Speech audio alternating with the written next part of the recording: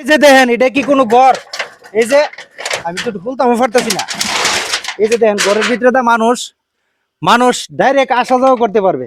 এই যে দেখেন আমি দেখাইতেছি আপনাদেরকে। এই যে দেখেন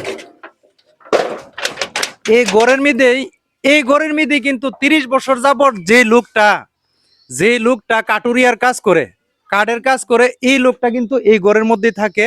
ওনার 5টা মেয়ে বলছিল, 3টা মেয়ে বিয়ে দিয়েছে, 2টা মেয়ে এখনো বর্তমানে ঘরে আছে। তো এই লোকটা আসতে, আপনি একটু আসেন, এদিকে আসেন। এই যে কই দিকে আসছেন? হন কাজের থেকে। কাজের দিকে আইছে? জি। লামান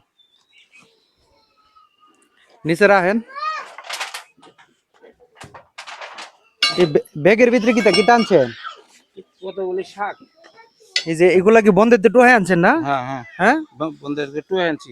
বন্ধের টোহাই আনছে। যে শাক দেখেন, এগুলা রান্না করে হবে। আপনি যে বলছিলেন আপনার কিসের দরকার বলছিলেন?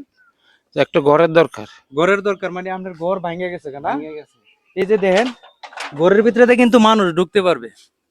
ঘরের ভিতরে তো মানুষ ঢুকতে পারবে। কিছু নাই। হ্যাঁ, সব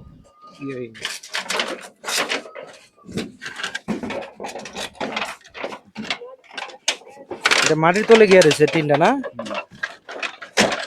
কোনো মতে জোড়া তারা দিয়া সেটা উনি থাকে কিন্তু উপরে তার টিনও অনেক ডুলো হয়ে গেছে। আমি দেখলাম অনেক ডুলো হয়ে গেছে। এই যে বেড়া ভিতর দিয়ে আপনারা দেখাই। এই যে দেখেন বেড়াগুলা কিন্তু এই যে ডোলা হয়ে যাওয়ার কারণে এই যে দেখেন কাগজ দিয়ে রাখছে, কাগজ দিয়ে কোনো মতে থাকতেছে। কিন্তু পরিবেশটা আসলেই অনেক খারাপ ওনার। তো উনি আজকে 30 বছর যাবত এই কাটুরিয়ার কাজ করতেছে। এদিক দিয়ে আসো, আপনি আমার কাছে আসেন। কাটুরিয়ার কাজ করতেছে উনি। কত বছর যাবত কাঠের কাজ করেন? 30-35 বছর। এই কোরাল দিয়া জি। এই কোরাল দিয়া কাঠের কাজ করেন। এখন এই কুড়াল 3টা পাল্টাছি, ছোট হয়ে গেছে মানে কাজ করতে করতে। করতে করতে। এখন আপনার বয়স কত? 67 66 চলতেছে। এখনো আপনি এই কোরাল দিয়ে কাঠের কাজটা করতেছেন? করতেছি। কি করুম না করে, এখন আর জানে দেয় না বাবা। এখন না পাইরা কাজ করি আর কি, কোন রকম। আপনার ওয়াইফ কো? আপনি একটু এদিকে আসেন তো, এদিকে আসেন।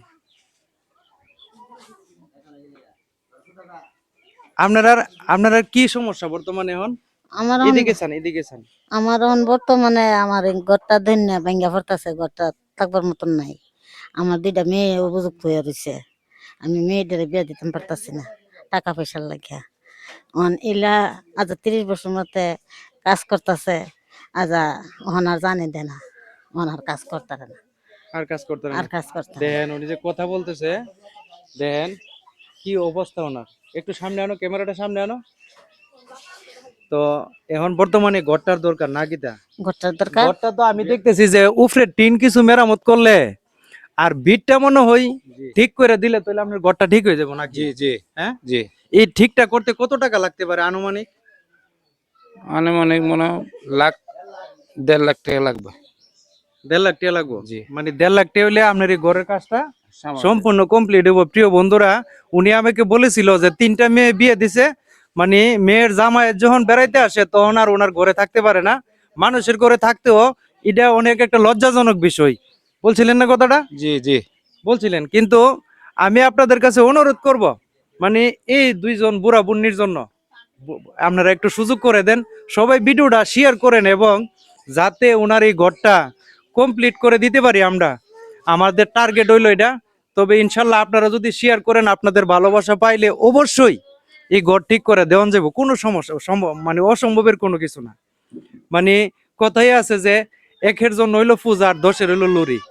10 জনে মিলে যদি করি কাজ, তাহলে এই কাজটা করা। আজকে ওনার ঘরের ভিতরে আমি একটা ভিডিওতে বলছিলাম যে ঘরের ভিতরে শিয়াল ঢুকে।